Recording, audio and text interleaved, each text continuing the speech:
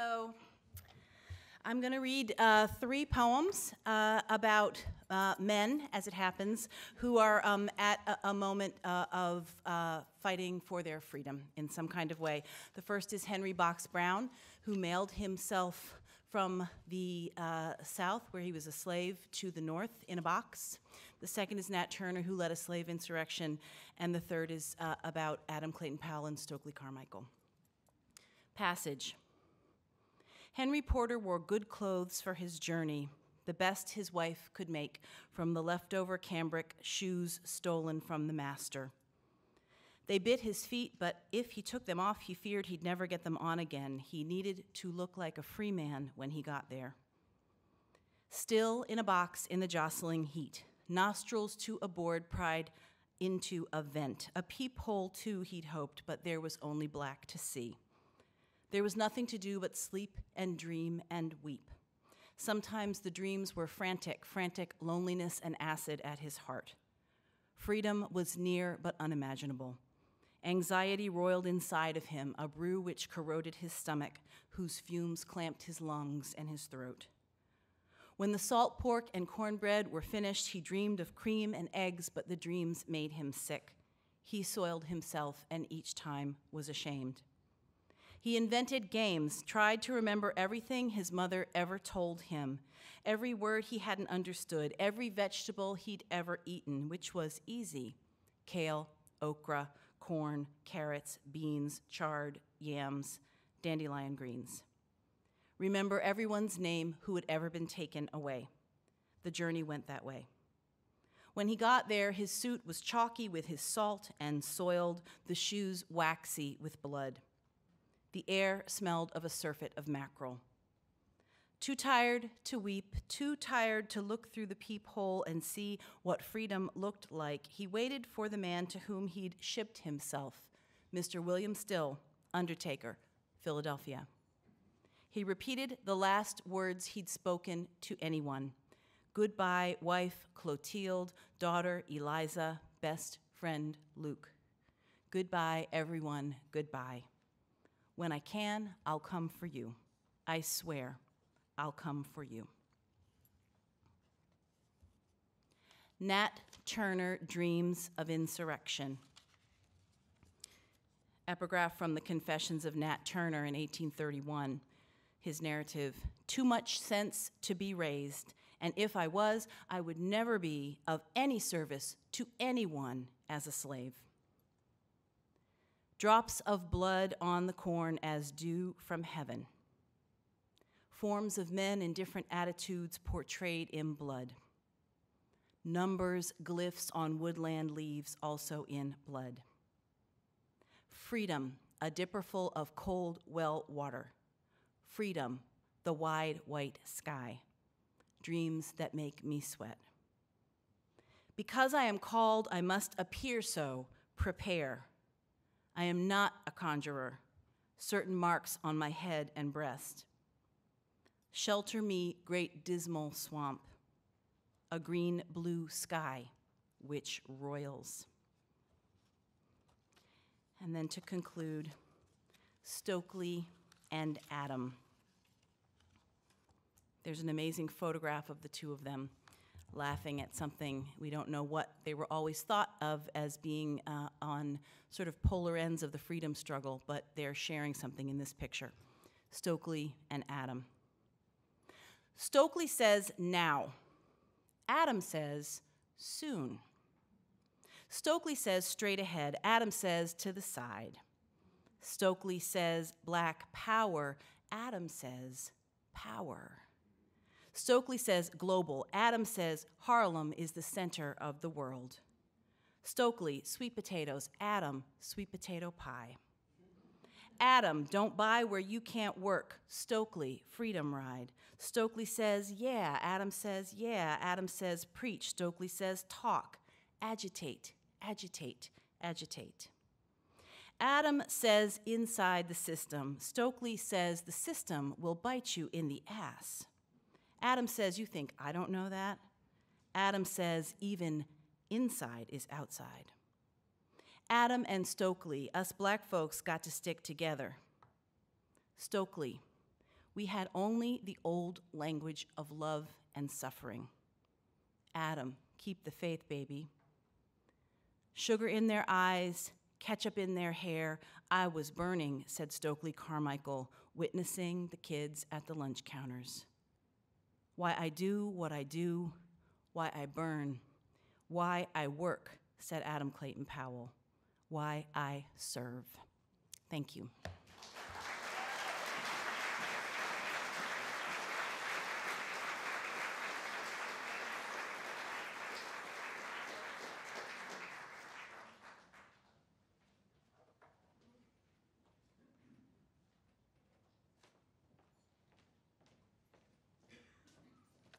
Good evening, Toi Derricotte.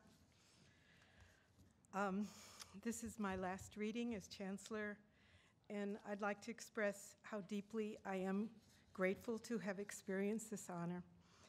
To the Academy, especially to Jen and Mary, and the staff for their work, the Chancellors for their brave poems and their generous friendship through these years. To you, the audience, for your love of poetry, and a special shout out to my love, Kavi Khanum. I'm going to read two poems. An old poem, that's one of my favorites. I do remember Stanley Kunitz once saying that a new poem for him was anything he had written in the past 25 years. And then I am going to read a new poem. The Minx. This poem, I'd say, is about growing up in the first Black middle-class neighborhood in Detroit, Michigan in the 40s and 50s. The Minx, M-I-N-K-S. In the backyard of our house on Norwood, there were 500 steel cages lined up, each with a wooden box roofed with tar paper. Inside, 2 stories with straw for a bed. Sometimes the minks would pace back and forth wildly, looking for a way out. Or else they'd hide in their wooden houses, even when we'd put the offering of raw horse meat on their trays, as if they knew they were beautiful and wanted to deprive us. In spring, the placid kits drank with glazed eyes. Sometimes the mothers would go mad and snap their necks. My uncle would lift the roof like a god who might lift our roof, look down on us, and take us out to safety. Sometimes one would escape. He would go down on his hands and knees, aiming a flashlight like a bullet of light, hoping to catch the orange gold of its eyes.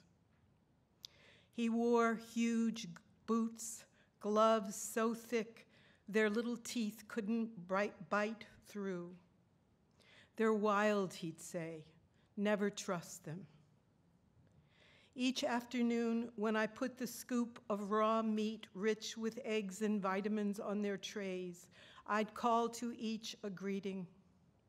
Their small, thin faces would follow as if slightly curious. In fall, they went out in a van, returning sorted, matched, their skins hanging down on huge metal hangers pinned by their mouths. My uncle would take them out when company came and drape them over his arm, the sweetest cargo. He'd plow down the pelts softly, and the hairs would part for his breath and show the shining underlife which, like the shining of the soul, gives us each character and beauty. And a new poem after the Gwendolyn Brooks reading. She sits at the book signing table with a colorful African wrap tied around her head, her chin in her palm, elbow on the table as if resting her brain, that silvery jello in its luminous oyster shell. listening intently to each one of the women who have come on a church bus in large church hats. They squawk with joy as they hand her bedraggled books taken down from their most honored shelves. And she who conceived of Maud Martha, that woman who, by sparing a kitchen mouse, discovered unfurling her own great wings of compassion, talks to each one, letting them take as many pictures as they like, sandwiched between them, small, dignified, and perfectly at ease. Thank you.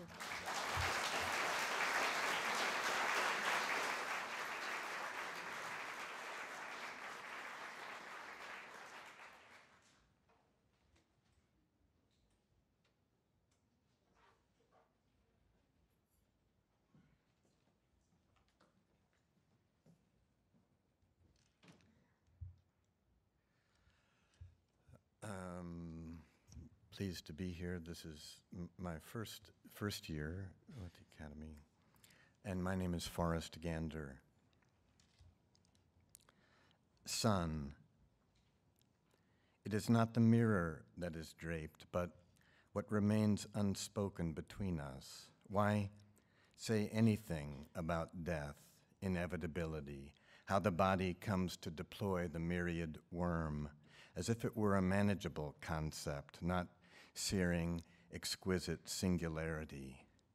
To serve it up like a eulogy or a tale of my own or your own suffering, some kind of self-abasement. And so we continue waking to a decapitated sun, and trees continue to irk me. The heart of charity bears its own set of genomes. You lug a galaxy of bacteria in the crook of your knee, and through my guts squirm helminth parasites. Who was ever only themselves? At Leptis Magna, when your mother and I were young, we came across statues of gods with their faces and feet cracked away by vandals. But for the row of guardian Medusa heads, no one so brave to deface those. When she spoke, when your mother spoke, even the leashed greyhound stood transfixed. I stood transfixed. I gave my life to strangers. I kept it from the ones I love. Her one arterial child. It is just in you her blood runs.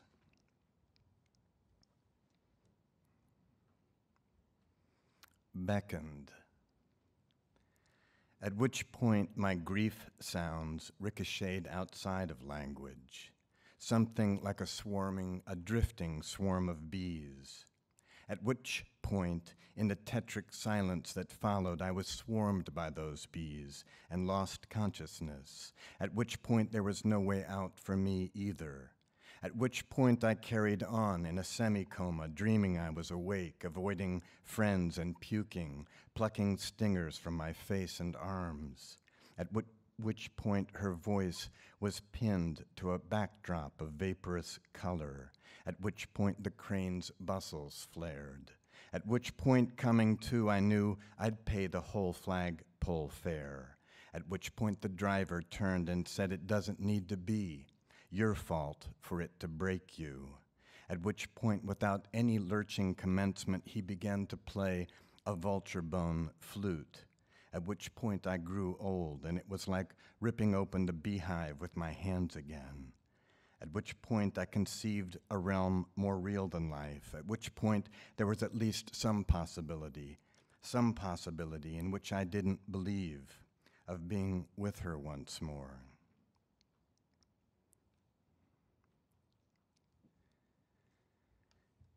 Epitaph. To write, "You existed me," would not be merely a deaf translation, for there is no sequel to the passage when I saw, as you would never again be revealed. You see me as I would never again be revealed. Where I stand now before the throne of glory, the script must remain hidden. Where, but in the utterance itself? The dream was enough, you took the risk, despite you'd found no resilient design. The semi-sustenance of the possible, whoever lived on that. Born halt and blind, hooped in by obligations, aware of the stare of the animal inside, I hide behind mixed instrumentalities as behind a square of crocodiles scoot, while cyanide drifts from clouds to the rivers, and in this too might be seen a figuration of the human, another intimately lethal gesture of our common existence. Though I also wear my life into death, the ugliness I originate outlives me. And finish with this short poem on a sentence by Fernanda Melchor. ¿Qué es lo más cabrón que te ha pasado en la vida? The most fucked up thing to happen to me. Addled by busyness, I crumpled my life and let it drop, and then I outlived my life, rocking on my misery like a cypress in the wind. I watched stars emerge from a black egg, lucidity of loss. Someone came to tell me the spider vibrating on its long legs in the ceiling corner over my desk does not exist now. It is wedged between the violent uninterruptedness of one single day and the void I discovered inside myself, forehead tautening with self-pity. I said, "You think you know me, but you don't know me from Adam's goat." And she said, "I do, and you are one and the same thing."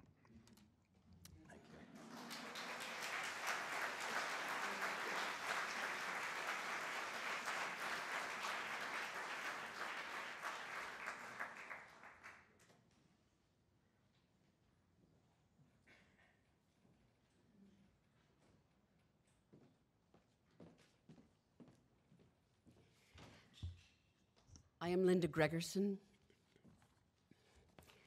One poem, but it's in several sections.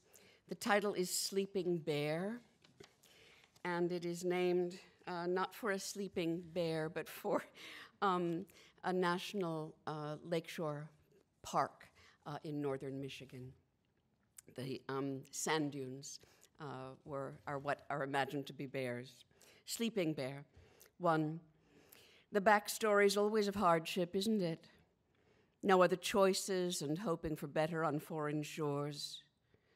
A minute ago, as measured by the sand dunes here, the shipping lanes were thick with them. From Hamburg, Limerick, towns along the Oslo fjord, and lucky to have found the work. The Michigan woodlands hadn't been denuded yet a minute ago. So one of the routes was lumber, and the other tapped a prairie's worth of corn. There's a sort of cushioned ignorance that comes of being born and then allowed to live in safety. So I used to think it must have been more forgiving here, less brutal than the brutal North Atlantic with its fathoms and its ice. But no. The winds, the reefs, there's something to do with narrower troughs between the waves, and lakes like this are deadlier than oceans. In a single year, the weather claimed 1 in every 4. We come for the scale of it. Waters without a limit the eye can apprehend, and could there be some mistake, aren't salt. Dunes that dwarf pretension, which if falsely consoling is right and good. Where commerce lifts its sleeping head. If I had the lungs for diving, I expect I'd be there too, among the broken ribs and keels. Visitors need a place to sleep and something to fill up the evenings. It's natural. The people in town need jobs. Calamity turned profit in tranquility. My father's father's father was among the ones who did not drown, who sold his ship and bought a farm too. What is it about the likes of us who cannot take it in until the body of a single Syrian 3-year-old lies face down on the water's edge, or this week's child, who pulled from the rubble wipes with the back and then the heel of his small left hand. This time we have a video too, the blood congealing near his eye, then wipes. This is a problem. You can see him thinking where, the hand on the chair where the medic has put him. So many children, so little space in our rubble-strewn hearts. In alternative news feeds, I am cautioned there is history, there is such a thing as bias, that to see is not to understand. Which, yes, I know. The poster child, the ad space, my consent to be governed by traffic in arms is true and quite beside the point. The boy on the beach, foreshortened in the photograph, looks smaller than his nearly 3 years would make him, which contributes to the poignancy. The waves have combed his dark hair smooth. The water on the shingle, indifferent to aftermath, shines. 3. There was once, says the legend, a wind-borne fire, or as some will recount it, a famine, and a mother bear with her 2 cubs was driven into the lake. They swam for many hours until the smaller of the cubs began to weaken, and despite all the mother could do, was drowned. Then the second cub also. So when the mother reached the shore, which then, as now, betokened a land of plenty, she lay down with her face to the shimmering span whose other side was quite beyond her powers of return. The islands we call Manitou, the one and then the other, are her cubs. She can see them. We go to them now by ferry. We are not the people to whom the legend belongs. 4. Stroke of the pen, 1642 on a Friday. Say, you were already in the air. You've given away your blankets, your tent. You thought you'd seen the last of the camps. Or say it was your buddy from the 82nd Airborne, interpreter, ally, engineer, targeted twice because of what he did for you. His papers are no good now. Your promises were lies, detrimental, says the president, malicious intent. Says, only those who love us. That's your favorite part. 5. If a spirit, call him Manitou, takes pity on a family of bears, or more to the point, if humans imagine they share the earth with bears who are worthy of pity, and a cognizant spirit, however remote, has pity to spare, why then a sand dune may be more than sifted silica. The wind goes on with its sorting. The lake bed cradles its dead. But part of the language the glacier used to speak to the sculpted substrate will include this bit of sediment. We didn't mean to fail you. We were here.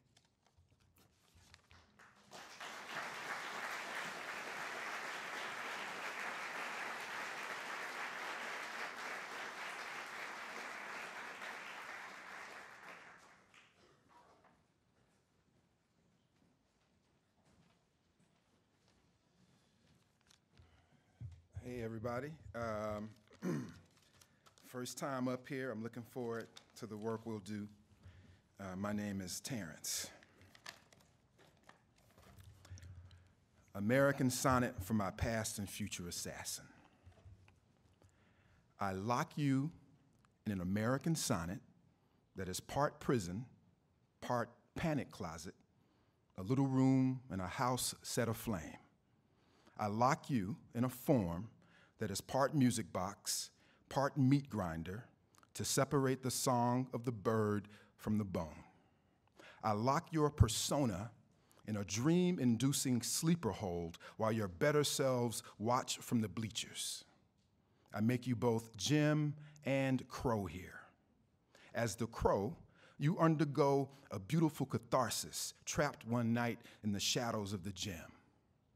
As the Jim, the feel of crow shit dropping to your floors is not unlike the stars falling from the pep rally posters on your walls. I make you a box of darkness with a bird in its heart, voltas of acoustics, instinct, and metaphor. It is not enough to love you. It is not enough to want you destroyed. American sonnet for my past and future assassin. For her last birthday, I found in a used New Jersey toy store a 6-inch Amiri Baraka action figure with 3 different outfits, an elaborately colored dashiki with afro pick, a black linen Leninist getup, and a sports coat with elbow patches and wool kango. Accessories include an ink pen and his grandfather's pistol. If you dip him in bath water, he will leak the names of his abandoned children. Pull a string and he sings preface to a 20-volume suicide note sweeter than the sweetest alto ever to sing in the boys' choir of Harlem. The store clerk tried selling me the actual 20-volume note Leroy Jones wrote the night before Baraka put a bullet in him. I would have bought it, but I had no room in my suitcase. American sonnet for my past and future assassin. If you have never felt what is fluid in a woman run warm along your thighs and testicles, Mr. Trumpet, if you do not know that the first man was in fact a woman whose clit grew so swollen with longing it hung like a finger pointing towards the lover stirring her meadows, Mr. Trumpet, what the fuck do you know? You are lonely because you could never unhitch your mother's terrifying, radiant woe. I mean my mother here. She is the crazy bitch in me. She is the way I weep. She is the way I break. She manly, Mr. Trumpet. I can't speak for you, but men like me, who have never made love to a man, will always be somewhere in the folds of our longing, ashamed of it.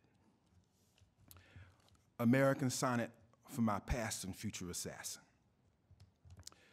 But there never was a black male hysteria like the logic of one who litters to lower the number of fires caused by burning cigarettes tossed in trash cans is relatively low, but fear of fire probably explains the number of butts everywhere. In New York, democracy is like the story of many black people in America are rarely compulsive. High-fivers believe joy is a matter of touching others is forbidden. The only word God doesn't know, you have to heal yourself. To truly be heroic, you have to think of killing yourself. Awareness requires a touch of blindness, and self-importance is the only word God knows. To be free is to live because only the dead are slaves. Let me try that one again a different way. American sonnet, it's the same poem for my past and future assassin. But there never was a black male hysteria like the logic of one who litters to lower the number of fires caused by burning cigarettes tossed in trash cans is relatively low, but fear of fire probably explains the number of butts everywhere. In New York, democracy is like the story of many. Black people in America are rarely compulsive. High-fivers believe joy is a matter of touching others. Is forbidden the only word God doesn't know? You have to heal yourself to truly be heroic. You have to think of killing yourself. Awareness requires a touch of blindness and self. Importance is the only word God knows. To be free is to live because only the dead are slaves. And this is the last one. American sonnet for my past and future assassin. I played silence, which is 7 letters, but later I realized my word of the year was quiet, especially the chasm of quiet and cataclysm, one of those Scrabble words played but once or twice a life. Maybe Scrabble is a portmanteau of scream and babble, or scrap and bramble. Sometimes it is best to sting, sometimes it is best to scramble away. Sometimes it's a good answer to any existential question. Moving through the tangle of bramble on your way to scrap with death at the pier, remember to sing a battle song. The one I prepared goes this way. Come and meet me in the water, swim the twilight by and by. Come meet me in the water, swim the mirror of the sky. Come meet me in the water by and by. I sing it every day.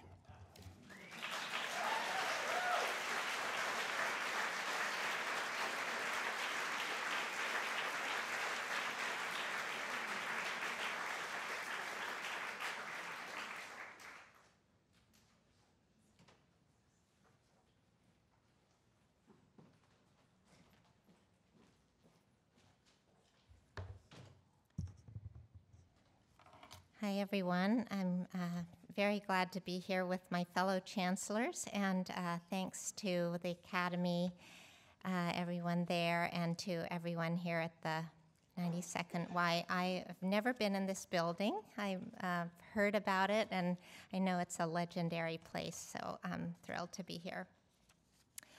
I'm going to start with a poem, the first poem in Seasonal Works with Letters on Fire. I wanted to read an autumn poem, a harvest poem, and the occasion of this was that I had been driving past a pumpkin field, and I had the thought that the pumpkins were experiencing something completely different from me, and it had nothing to do with me. To spirits of fire after harvest. Between earth and its noun, I felt a fire. What does it mean by I, Mrs.? It means, and I quote, one of the vowels in the brain and some of the U's. We were interested in the type of thing humans can't know, interested in kinds of animals think, a rabbit or a skink. You Mrs. Skiltonianus, when autumn brings a grammar, wasps circle the dry stalks, and you can totally see through amber ankles dangling in dazzle under our Lord the Son of Literature. Between noon and its noun, there were ridged and golden runes on pumpkins, bluish gourds in the fields, their white eyes lined up inside. Wait a sec. Please don't nail the door shut. The air is friendly and non-existent as Veronica's veil. Earth, don't torment your fool, your ambassador clown.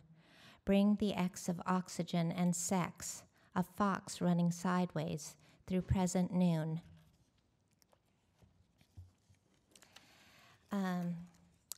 I just wrote this a few weeks ago. It's the occasion was we've had some invasions of white supremacists in Berkeley. And so people have been going out in the streets. And I was teaching anapestic rhythms in my prosody class, the anapestic substitution and the iambic line, so I thought I would try it. Anapests and crows at Civic Center. The fascists have entered the town, sun like a late ripe peach. City says no to masks. We go with the crows in the crowd. A defensive line is made. My telomeres all lined up. The state prepares the tear gas canisters, almost wrote teenage canisters. The pronoun is making a mask. A defensive line is made. We go with the G and the H. Poets are often tired. We don't think the hitting will work. We grow calm among the zeros. My house was a little too calm. Our telomeres all lined up. I'm too old to jump over walls. A terrible beauty is dead. And the sun was tender upon us. I don't think the hitting will work. A defensive line is made. A poem is not a protest. The Nazis have entered the park. subject to history's impress, my telomeres all lined up, subject to cosmic rays. Aw, aw, aw, aw, says the crow. The house was a little too calm. Was thinking of Nicholas Guillen, was thinking of William Blake. We go with the crows in the crowd. Free screech, hate, hate, hate, hate. I'm too old to jump over walls. A defensive line is made, subject to history's impress, nice Germans in 38. I don't think the hitting will work. Changed utterly, wrote Yeats. Sun like a late ripe peace. The state unfolds the tear gas canisters. We follow the crows. Aw, aw, aw. A defensive line is made, a defensive line is made, a defensive line is made. My house was a little too calm. A defensive line is made. I follow the crows in the calm. Repeat, repeat, repeat, repeat, repeat, repeat. And I'll close with, this was on the Poets.org website. It's from a book that I'll be publishing in the spring. It's called The Bride Tree Can't Be Read, and it's about poetry. The bride tree puts down its roots below the phyla. It is there when we die and when we are born, middle and upper branches reaching the planet heart by the billions during a revolution we don't see. Quarks and leptons are cooling on their infant stems, spinning the spinning brain of matter, fled to electrical dark water, species with names the tree can hold, in the shale shade brought by the ambulance of art. No one but you knows what occurred in the dress you wore, in the dream of atonement, the displaced tree in the dream you wore, a suffering endurable only once, edges that sought release from envy to a more endurable loss, a form to be walked past that has outworn the shame of time, its colors sprung through description above a blaze of rhizomes, spreading in an arable mat that mostly isn't simple, but is calm and free.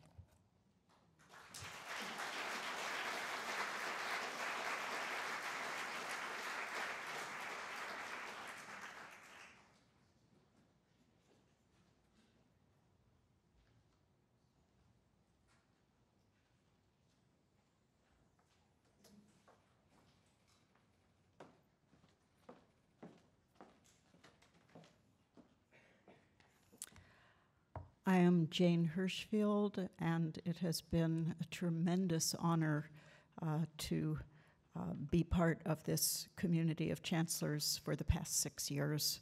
This is my final reading. I'm going to give you a set of poems centered on the crisis of the biosphere, which we are well into, sometimes called the sixth extinction. As if hearing heavy furniture moved on the floor above us. As things grow rarer, they enter the ranges of counting. Remain this many Siberian tigers, that many African elephants, 300 red egrets. We scrape from the world its tilt and meander of wonder, as if eating the last burned onions and carrots from a cast iron pan. Closing eyes to taste better the char of ordinary sweetness. This poem was written well before the most recent events confirming the fragility of the state of Florida. It also travels through Syria, terrorism, evolution, and the refugee crisis in the Mediterranean. Day beginning with seeing the International Space Station and a full moon over the Gulf of Mexico and all its invisible fishes. None of this had to happen. Not Florida, not the ibis's beak, not water. Not the horseshoe crab's empty body, and not the living starfish. Evolution might have turned left at the corner and gone down another street entirely. The asteroid might have missed. The seams of limestone need not have been susceptible to sand and mangroves. The radio might have found a different music. The hips of one man and the hips of another might have stood beside each other on a bus in Aleppo and recognized themselves as long-lost brothers. The key could have broken off in the lock, and the nail can refused its lid. I might have been the fish the brown pelican swallowed. You might have been the way the moon kept not setting long after we thought it would, long after the sun was catching inside the low wave curls coming in at a certain angle. The light might not have been eaten again by its moving. If the unbearable were not weightless, we might yet buckle under the grief of what hasn't changed yet. Across the world, a man pulls a woman from the water from which the leapt from overfilled boat has entirely vanished. From the water pulls one child, another. Both are living, and both will continue to live. This did not have to happen. No part of this had to happen.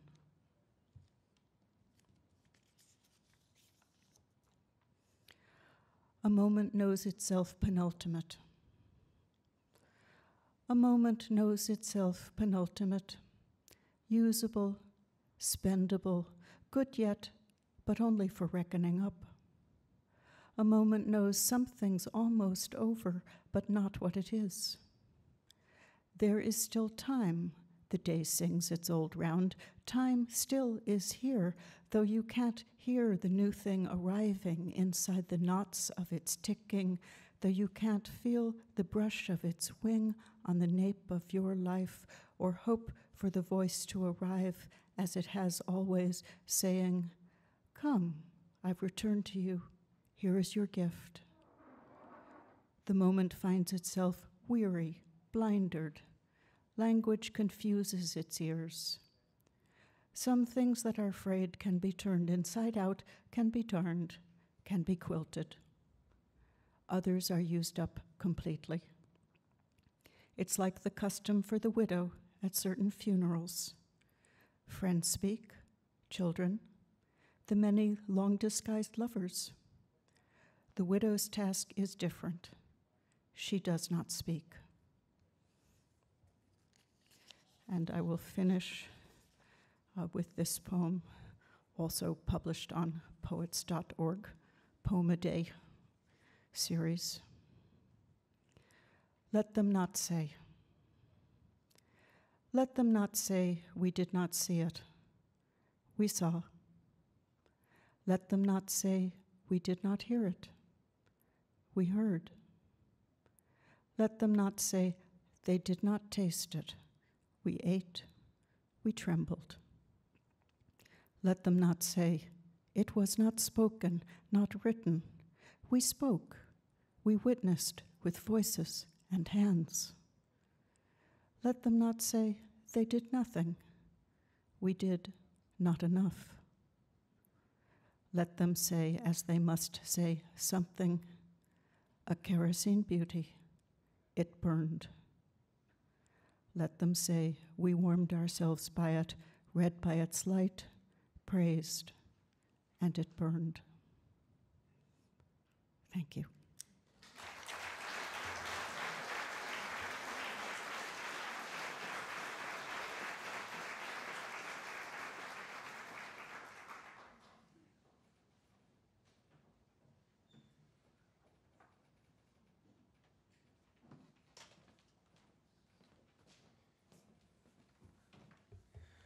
Good evening.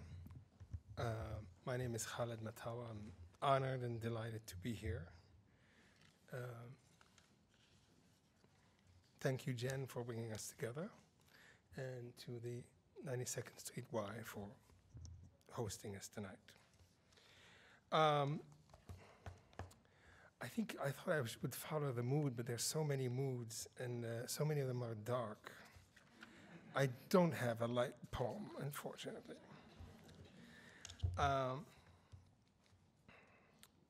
And all are new.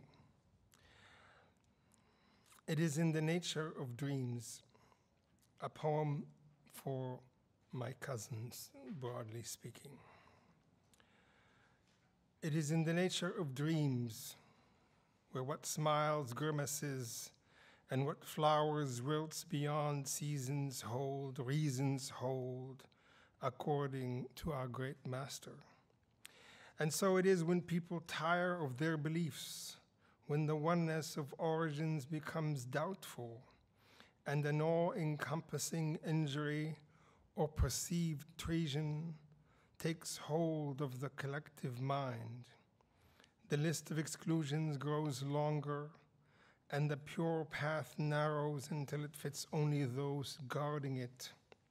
Am I a dream that lives out itself, or a role in a drama that does not end? Is my life someone else's dream, or nightmare, mine or his?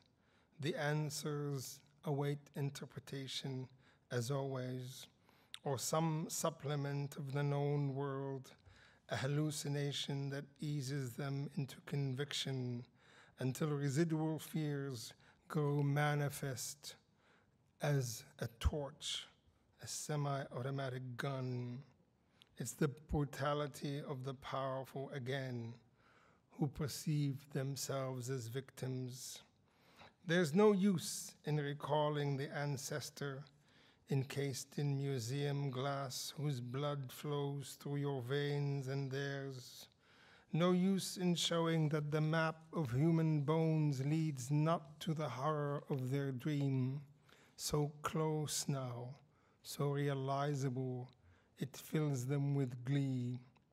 Then suddenly, because we are still in a dream, you find yourself knocking on the glass window, rattling and shaking the camp's wire fence. You are speaking their language, which used to be yours, reciting their epics, teaching them their own history, again, once yours, all to convince them that you are more than body, that in the genus you share remains some kinship, some use, and in hope, and with hope, a budding hope, you cling to your sleep, steering the dream from its savage but familiar end. We'll be in the same cabins then. I will be in the bunk beside you, howling and moaning the nightmare that has no end.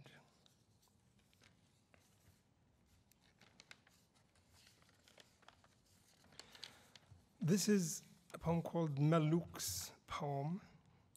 Malouk is a character from the novel Black Titanics by the Eritrean novelist Abubakar Kahal. This is set in somewhere in the Sahara, more likely in my native Libya.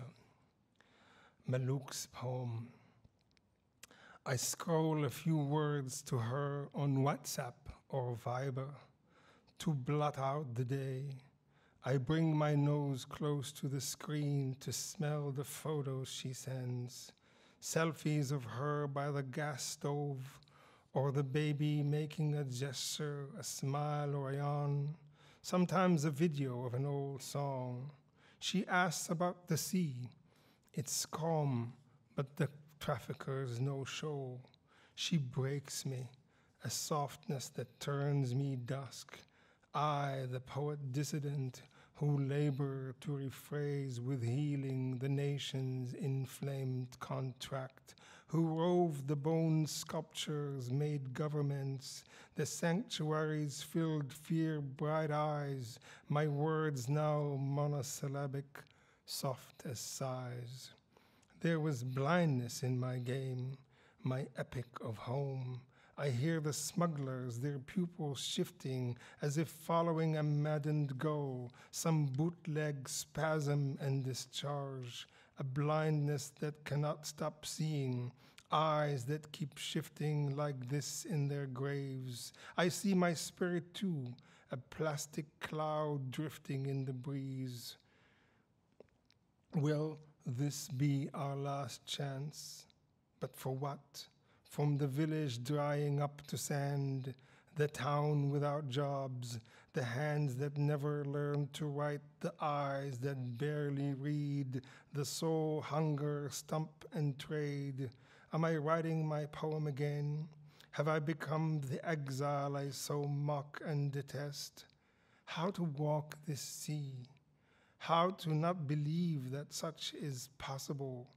Arrived in Kufra, the cramped 4x4s, the Hilux where spent bodies cling to wooden poles, echoes, hundreds packed, swaying death's wave, emptied in the camp, divided between sheets of galvanized, the courtyard littered, bottles, clothes, old photographs, like some carnival bacchanal the night before, a town facing massacre just fled, an empty, once crowded barracoon where the signal is one ribbon strong. It is from here that I send her all my love. Thank you.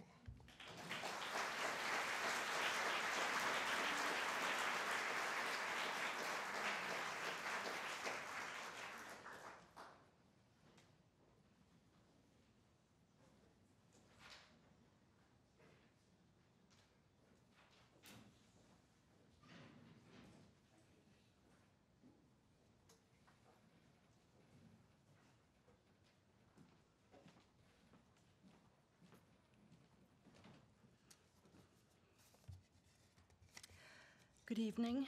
I am Marilyn Nelson, and I'm going to read two ekphrastic poems. I spent last night in an apartment in Harlem and had breakfast on Malcolm X Boulevard. And as I was walking up 127th Street, I noticed that someone had scratched in the sidewalk before the cement hardened the sentence, "Art saves." So I carried that during the day and decided to read a couple of poems about art.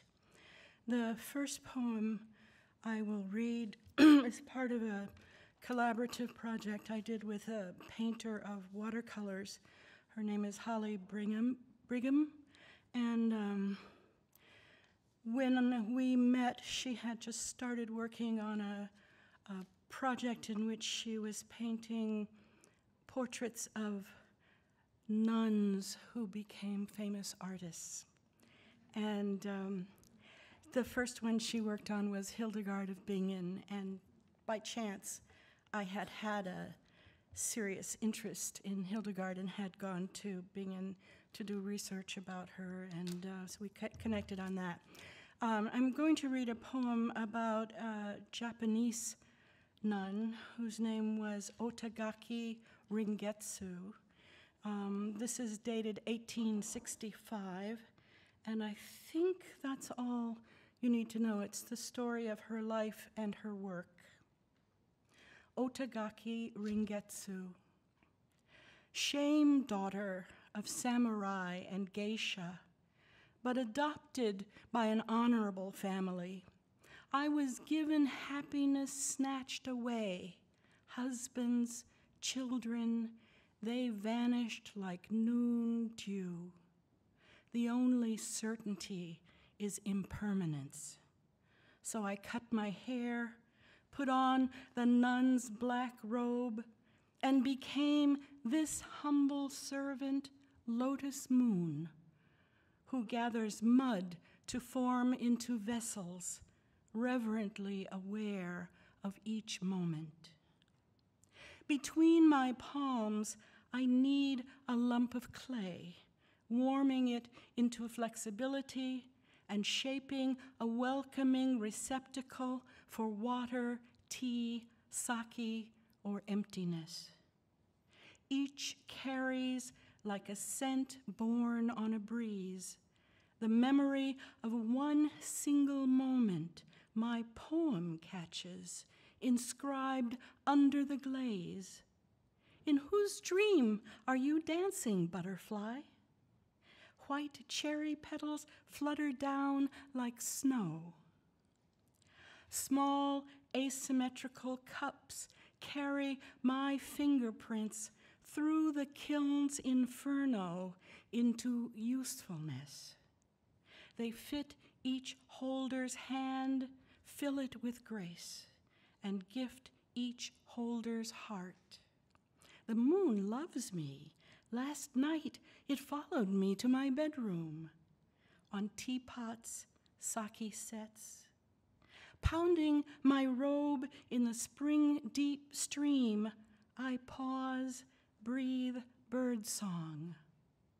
As I walk home through twilight mist, wild geese fly where I cannot see, voices trailing.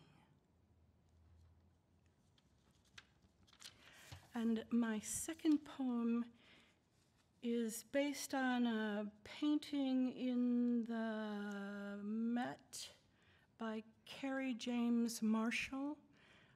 This painting, which is called Studio, it was acquired by the Met this year, and there was a big introduction of the painting. It's a picture of a communal artist studio in Chicago with, I think, 5 African-American artists. Some of them are painters, and a couple of them are models. And my poem describes it. It's called Studio. In this space of laboratory quiet, artists as focused as the kitchen staff of a 4-star Michelin guide restaurant give themselves up to organized chaos. They were born with a compulsion deeper than skin deep, deeper than black. Every cell of their bodies says, make art. Their hearts repeat, make art, make art, make art.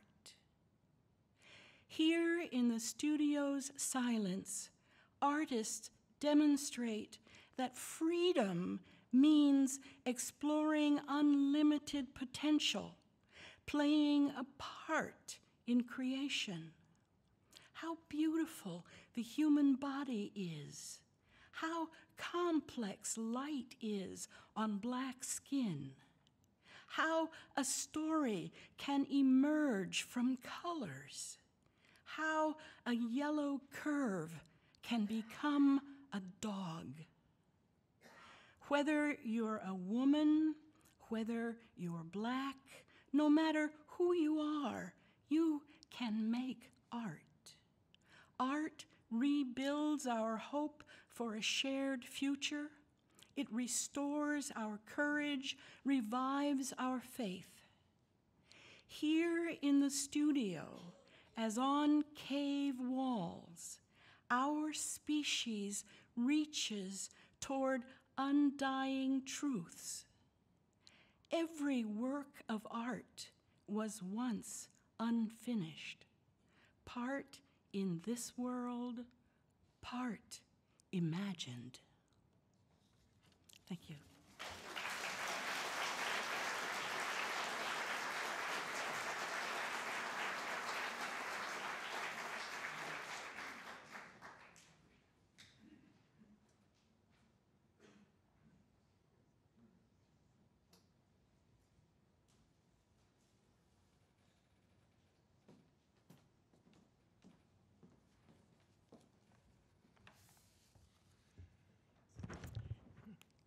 Good evening, everybody. I'm Alicia Ostriker.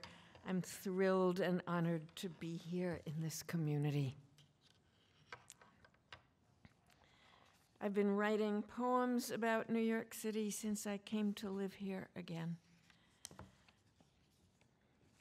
The light. What is the birthplace of the light that stabs me with joy? And what is the difference between avocados sold on the street by a young man conceived in Delhi and avocados sold in the West Side Market by cornrow girls? I am anyhow afloat in tides of Puerto Rican, Cuban, Mexican, West Indian, Spanish, wavelets of Urdu, swelling like oceans, sweating like jackhammers, rasping like crows, calling out in the West Side Market, the Rite Aid, and every other shop on the street. ¿Por qué no comprendes? You don't own this city anymore. The city belongs and has always belonged to its shoals of exiles, crashing ashore in foaming, salty droplets. Como no, gringuita, with their dances and their grandmothers, with their drinking and their violence, and their burning yearning for dignity and smelling money. What is the joy? Is it those lamps of light, those babies in their strollers, those avocados with their dark green pebbled rinds shining from inside? 2 for $4 in the West Side Market and 3 for $4 from the cart. Joy, like white light between the dollar bills. Is it those volleys of light fired by ancestors who remember tenements, the sweatshops, the war, who supposed their children's children would be rich and free?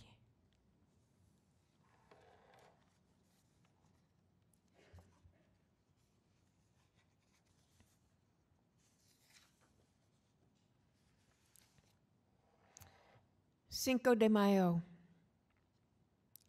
This is also right in my neighborhood.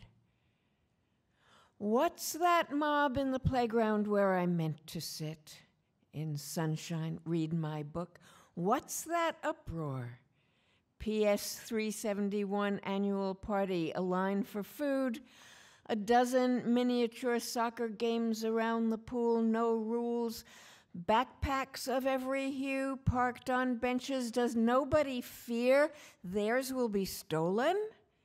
Are we really in the city, or am I dreaming 3 pretty mariachis singing Cielito Lindo and making the children and their mamacitas, brown and beige, sing along? Everybody knows the words. Indeed, it is New York City, Upper West Side, Cinco de Mayo. Querida, they teach the children to dance la cucaracha, kick and shake and shriek, for they say it is Mexican Independence Day. Let the city employee hugging clipboard shake her hair loose. And if 2 days ago I was fighting rush hour traffic, and if 2 days ago I was shopping for ant traps, and if 3 days ago I was fighting rush hour traffic, let there be traffic in another world, for here it is spring. If we are ants, crazy ants, as I sometimes think, see, we are musical ants. We are dancing ants. And I'd like to read a poem. I'm afraid to read it. This is a bad poem. This is the kind of poem one shouldn't write, but I did write it right after the election and the Women's March. It's called Chapter 1, The New King. And then a new king rose over Egypt, a rabid creature in the shape of a man without a conscience, a man with a large pink mouth that poured out lies like oil spills and hatred like carbon dioxide, greedy to devour men, women, and children, an abomination. And the spirits of the women rose up, and on a determined day they marched in the capital city and many other cities. They marched for kindness and dignity. They filled the streets and highways with love and song. They took photographs of each other's clever signs. They mocked the king. They marched with babies and men of good heart. They rallied, they returned to their homes. But the king was still there. The king still sat on his throne of money. End of chapter 1. And one more short poem, A City. My neighbor's daughter has created a city you cannot see, on an island to which you cannot swim, ruled by a noble princess and her athletic consort. All the buildings are glass, so that lies are impossible. Beneath the city they have buried certain words which can never be spoken again, chiefly the word divorce, which is eaten by maggots. When it rains, you hear chimes. Rabbits race through its suburbs. The name of the city is one you can almost pronounce. Thank you.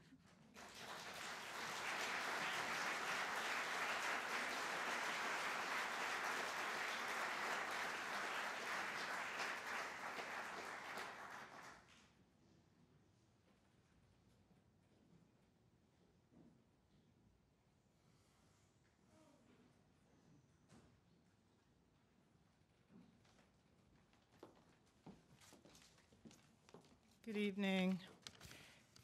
I'm Claudia Rankine, and I will read one poem. It's called The Health of Us. We heard healthcare, and we thought public option.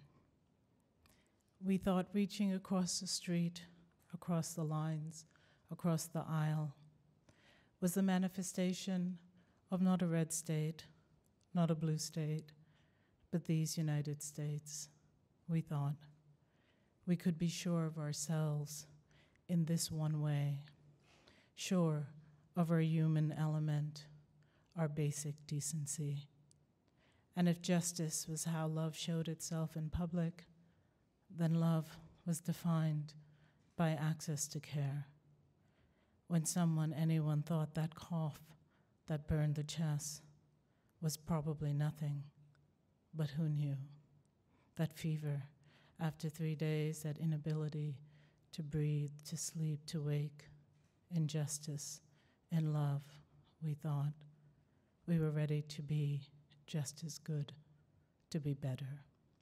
And despite all the ways we exist alone, no one would be on their own. We were ready to take a stab at a kind of human, kind of union. We were ready to check up, to look after in this one way. We were ready to care for each other. We were ready to see our range of possibilities as a precious commodity, to know every other as another, to live in the width of our being. And we weren't ignorant or stupid or naive or idealists or socialists or communists or Canadians.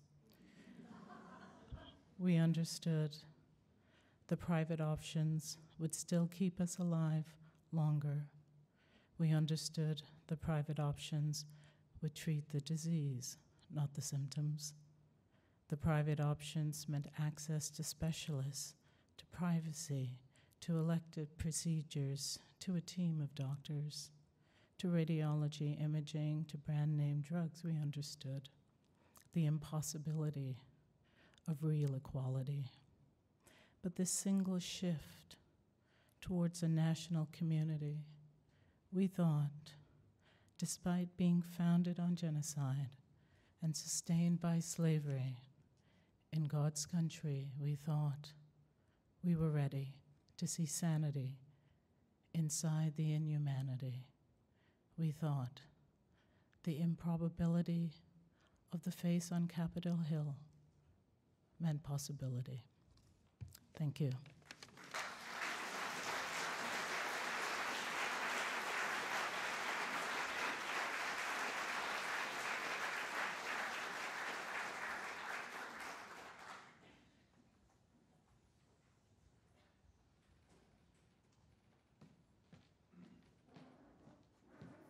Hello, everybody. I'm Alberto Ríos. Welcome.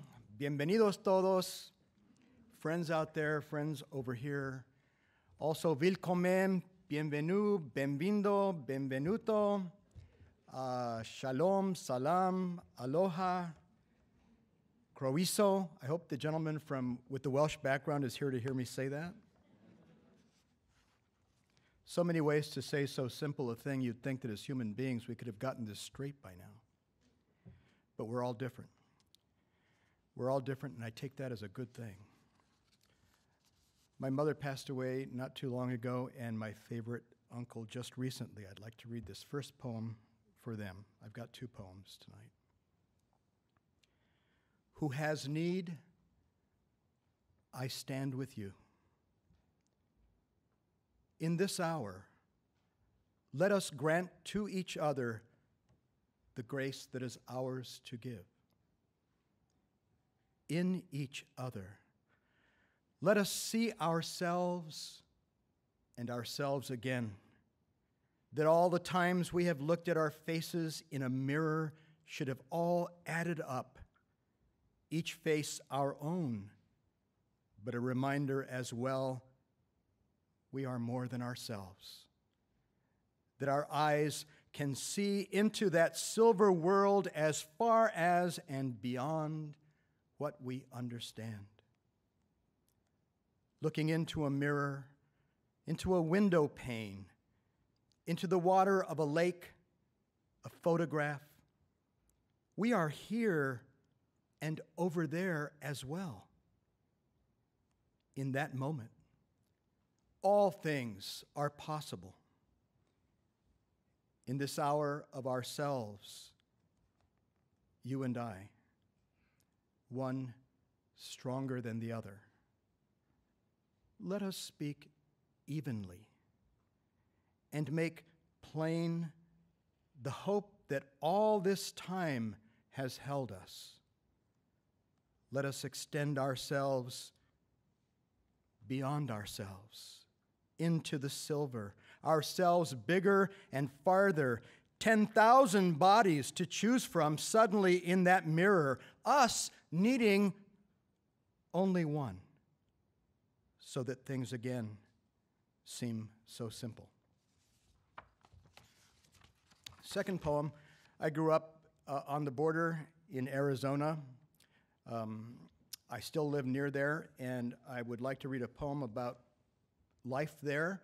The news is all about the wall. That's perhaps the most laughable aspect of what's going on there. There are so many more stories. The border is so much more than a wall. This poem is called When the Ghosts Stay. You have terror, and I have tears. In this cruel way, we are for each other. We are at war. You always win, but I do not go away. You shoot me again. Again, I do not go away. You shoot with bullets, but you have nothing else. I fight back. I shoot you with fragments of childhood where you played the hero. I shoot you with memories of your mother and your little sister, Maritza. I shoot you with spring in the rolling mountains and the taste of plantain bananas and sugar. You do not fall down dead. You can kill me, where all I can do is hold up the mirror of remembering to you, the mirror of everything you have done. You set fire to me with gasoline. I set fire to you with the memory of your first love. You cut my hands off. I cut your hands off with the way you saw them disappear when he was diving into the warm water of the lake, the summer of swimming with your brother. Do you remember the names of the left for dead, the damaged, the hounded? the hurt? Do you remember my name? Your fist is hard. My name is crying. You strike a match. My name is cringe. You lift your foot. My name is pain. You wake up. My name is closed eyes. Your smile mimics the size of the opening on the side of a head, a crude opening that a mean needle will stitch up tonight. Your arm laughs at me with its muscle. All this, all these tears you have made, this water you have found in the desert, all this blood you have drawn from the bodies of so many who needed it. You win. You have always won. All I can do is not go away. Not go away is my name. Thank you.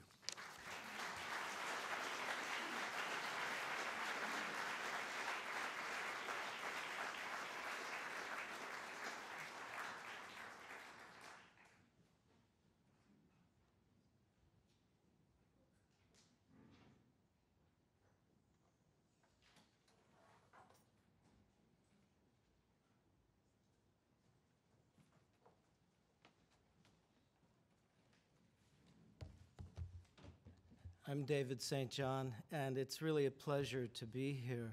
I want to thank Jen and Mary and the Academy.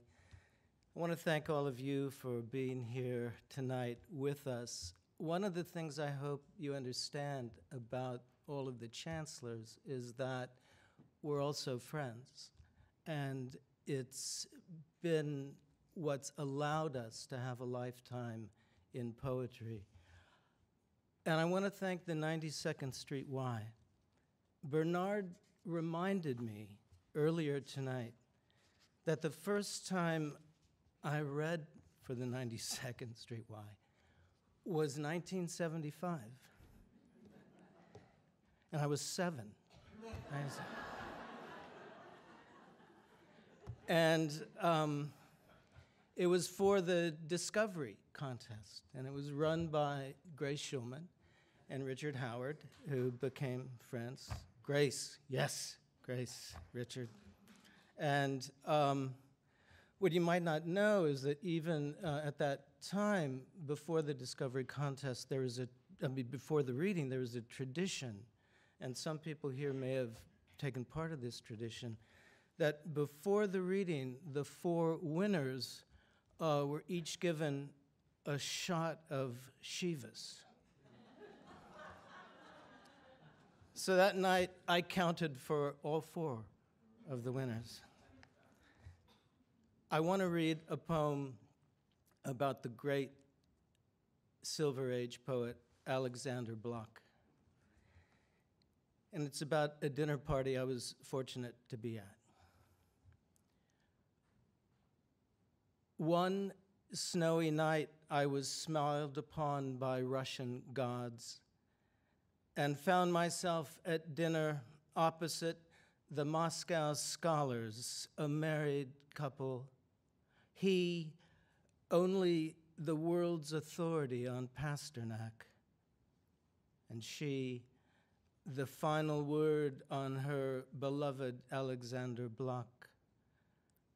And as we talked, the evening gathered along the length of the white table, and I could only keep drinking the conversation in so deeply.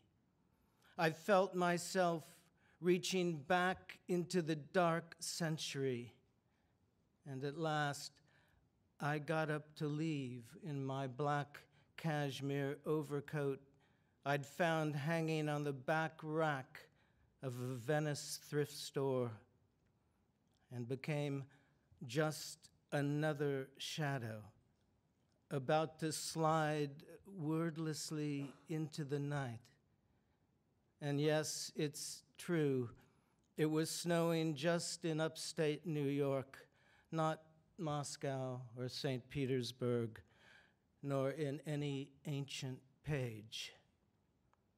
Yet to anyone who saw me walking, I imagined myself as the most lyrical shadow alive. And I'm just going to read one more poem. It's a poem in memory of my friend, the poet Larry Levis, who died more than 20 years ago now at the age of 49. And when I was 18, Larry introduced me to Philip Levine, and my life was pretty much set. The one who should write my elegy is dead. The one who should write my elegy is dead. When we made that bet, he said, most likely I'd be the loser, writing his elegy instead. Nothing is as beautiful as nothing, he once said. So hip, just chain-smoking camels, or riding his shaky triumph up Van Ness, and the one who should write my elegy is dead. I guess I always knew I'd have to write my own elegy for him instead. Rimbaud on a tractor, Anna says, or Jagger pirouetting through the ranch's drying shed. The one who should write my elegy is dead, so I won't rehearse again those hungers that we fed or expose both the cruelties and those we shared. I'll simply try again to finish writing this last elegy instead of looking back.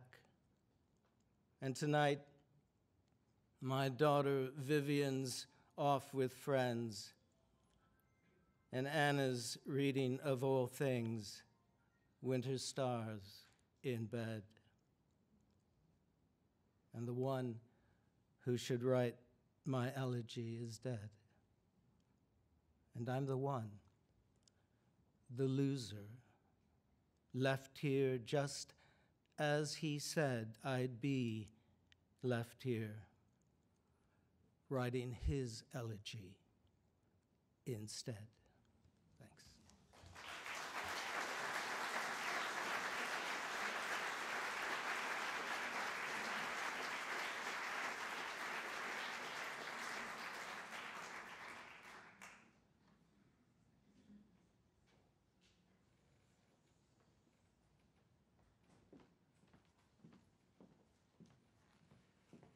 Good evening. I'm Arthur Z., and this is also my last reading as a Chancellor. And I also want to extend my thanks to Jen and Mary and everyone at the Academy of American Poets for their amazing work. It's been such an honor to be a Chancellor over the last 6 years. And like David, I also want to thank the 92nd Street Y for hosting this wonderful reading tonight. I'm going to read 3 short poems. After a New Moon. Each evening you gaze in the southwest sky as a crescent extends in Argentine light. When the moon was new, your mind was desireless, but now both waxed to the world. While your neighbor's field is cleared, your corner plot is strewn with desiccated sunflower stalks. You scrutinize the bare apricot limbs that have never set fruit, the wisteria that has never blossomed, and wince hearing how at New Year's teens bashed in a door and clubbed strangers. Near a pond, someone kicks a dog out of a pickup. Each second, a river edged with ice shifts course. Last summer's exposed tractor tire is nearly buried under silt. An owl lifts from a poplar while the moon, no, the human mind, moves from brightest bright to darkest dark.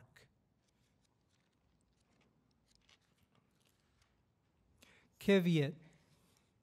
A dog's bark has use, and so does honey and a harpoon.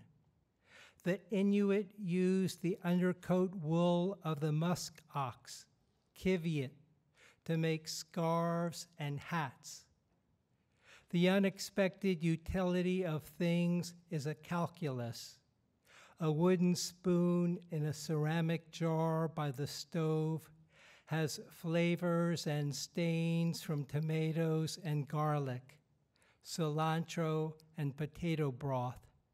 It has nicks and scorch lines, the oil of human hands. Aspirin may be sifted out of willow bark, but of what use other than to the butterfly or a butterfly's wings? The weight of a pin is equivalent to 100 postage stamps, and words articulated with care may heal a rift across waters. An unspoken pang may, like an asymptote, approach visible speech. It runs closer and closer, but does not touch. As it runs out of sight, words are mulled. Venus, a black speck, flies across the sun. And this last poem is a new poem. It's called kintsugi, which is a Japanese word that means golden joinery. And in Japanese culture, it's the art of joining broken pieces of pottery back together using gold lacquer. Kintsugi. He slips on ice near a mailbox. No gemsbok leaps across the road. A singer tapped an eagle feather on his shoulders. Women washed indigo-dyed yarn in this river, but today gallium and germanium particles are washed downstream. Once they dynamited dikes to slow advancing troops. Picking psilocybin mushrooms and hearing cowbells in the mist. As a child, he was tied to a sheep and escaped marauding soldiers. An apple blossom opens to 5 petals. As he hikes up a switchback, he remembers undressing her. From the train window, he saw they were on ladders cutting fruit off prickly pear. In the desert, a crater of radioactive glass. Assembling shards, he starts to repair a gray bowl with gold lacquer. They ate psilocybin mushrooms, gazed at the pond undressed. Hunting a turkey in the brush, he stops. From the ponderosa pines, hoo, hoo, hoo. Thank you.